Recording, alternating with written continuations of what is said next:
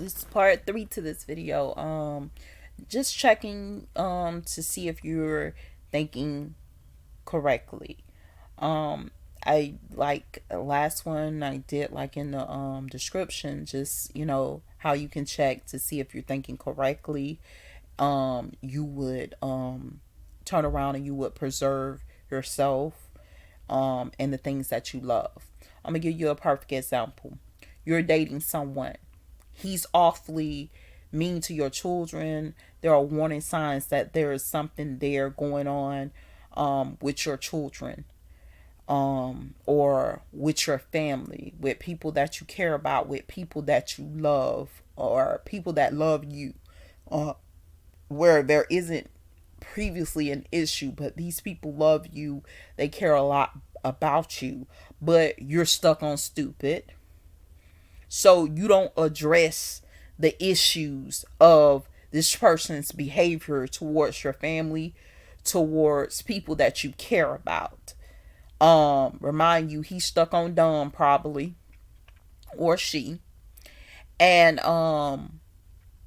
they don't have any respect for you, your children, your family. These are people that you shouldn't be dating, but your thinking process is thrown off because you have other people trying to think for you.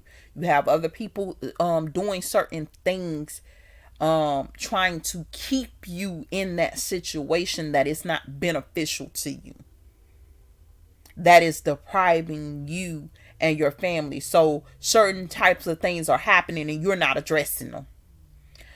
These type of issues can be a million different things. Like, you could know certain things are going on and you're not addressing them, and your acts of not addressing them is creating a problem.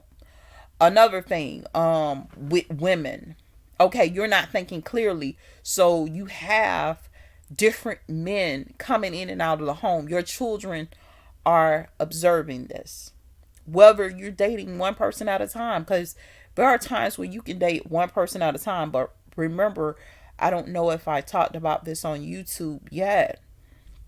Okay, you date one guy, you and this guy's together for 1 or 2 years. Date another guy, you and this guy's together for 1 or 2 years, maybe three, you know, and that process of dating continues on for quite some time. You will notice that your numbers of being sexually active and your numbers of partners have increased dramatically, because you done had, maybe in within a 10-year period of time, multiple partners. You get what I'm saying? But we're not just going to talk about that. I'm going to tell you about what happens when you have multiple partners at the same time. That's a part of a thinking problem, that you are being puppeteered. You're not really actually able to think properly. Other people are trying to think for you. Other things are going on. You're not really able to act because you're in a dumbfounded state, because other people doing manipulative, maniacal, deviant things to you, abuseful things to you, and you're not really able to think. um a perfect example, I know for a fact, I know a lot of people that have a great diet. They mostly eat salads, they eat very healthy foods and everything, but you're finding yourself going through dialysis. Your diet is pretty healthy, you're not really over drinking at all. To be totally honest with you, dehydration does not set in unless you haven't drunk anything in weeks. This is fact, not fiction. Unless you haven't drunk anything in weeks, everything that you pretty much intake, digest, most of it has a certain amount of water to it. So when people start saying, "Oh, well, you're dehydrated," that means that you haven't had any intake for some time. You're drinking water, but for some weird reason, your body is not preserving water. That means that it's like as if you haven't drunk anything at all, and that may definitely be the case in some situations. I can't sugarcoat it for people anymore. I have to be straightforward. That may be the case in some situations because of certain things that are taking place around you.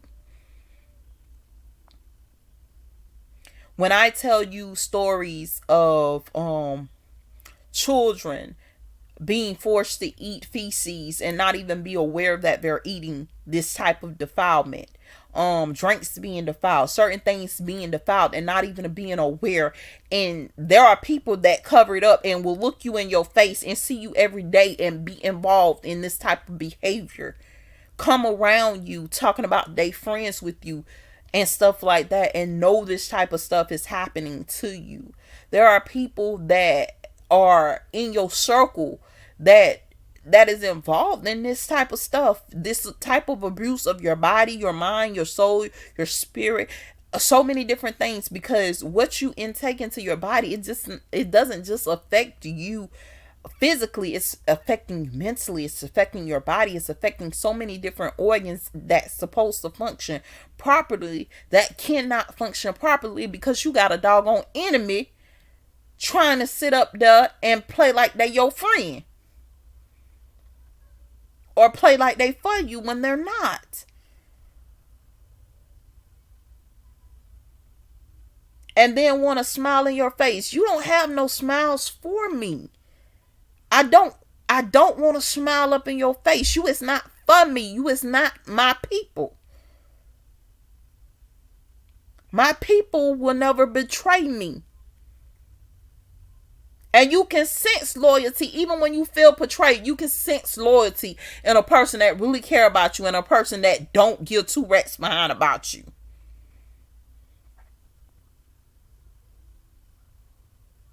You can sense the loyalty. Some of this stuff, I know that you guys feel like I may be over exaggerating, maybe putting stuff out that may be a little bit far fetched. I'm just telling it like it is. I'm just calling it how it is. I encourage people to, think beyond. You get what I'm saying? Because when you start thinking about it, if a person wronged you one time, they're going to wrong you again.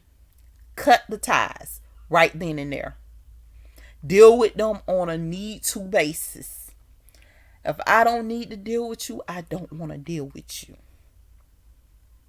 Only on a need to basis, because if they have already harmed you and injured you, the likelihood of them harming you and injuring you again or doing something to you again is very high.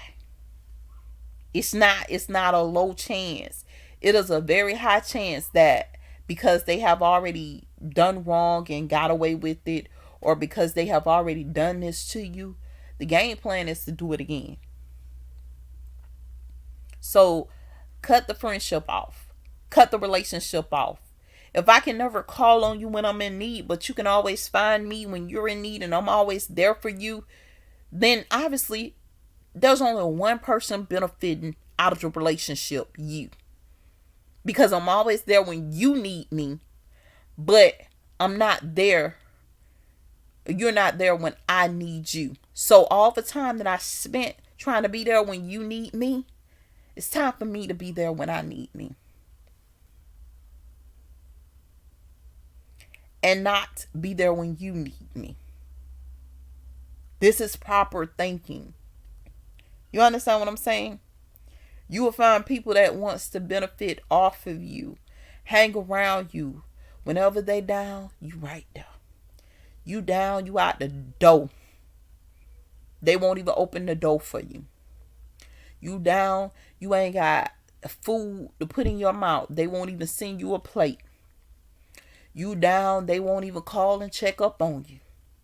You down and out, they won't even sit up there and hold your hand. You get what I'm saying? And I'm not saying that you're supposed to sit there and stay with these people. These people are meant to be out of your life. Cut off. Whether they family or whatever. Well, I'm your family. No, you're not. Family is there. You just want to hold a title of family. You're not real family. You are an enemy. When you start acting like family, then you carry that title. When you start acting like family, mom, dad, sister, brother, whatever the hell they are, when they start acting like that, then they can carry those titles. Until then, they just a regular, ordinary person on the street, and it's about time you start treating them like that. This is proper thinking for self-preservation. Because trust me, if they burnt you once, they'll burn you a million times. They don't even got to know nothing about what's going on in your life and just send some mess your way. Haven't spoke to you in years, but because of their title, people respect the title in which they hold, saying that they're your family, so they let them get away with doing certain things to you because that title is what they're looking at, not knowing that that title has no value. They have abused you and done you wrong. Stop looking at the titles of what people hold and look at their actions. How do you know this? Start asking questions. These are thinking problems. These are things that are taking place every day, preventing people from moving forth.